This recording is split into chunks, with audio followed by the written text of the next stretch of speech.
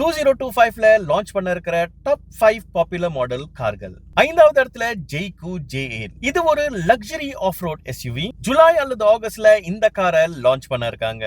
இந்த காருடைய விலை 2 லட்சத்திலிருந்து 2,20,000 இருக்கும்னு ஜெய்கு சொல்லியிருக்காங்க.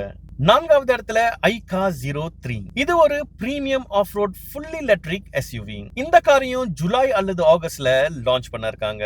இந்த காருடைய விலை 1,40,000 இருந்து 1,50,000 இருக்கும்னு ஐகா சொல்லியிருக்காங்க. மூன்றாவது இடத்துல ப்ரோட்டான் இமாஸ் 5. இது ஒரு பி செக்மெண்ட் எலக்ட்ரிக் எஸ்யூவி.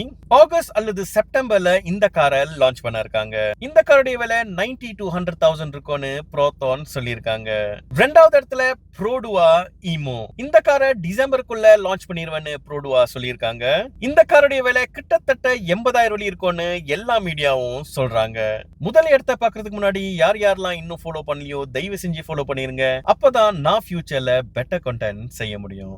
முதல் இடத்துல ப்ரோட்டான் சாகா.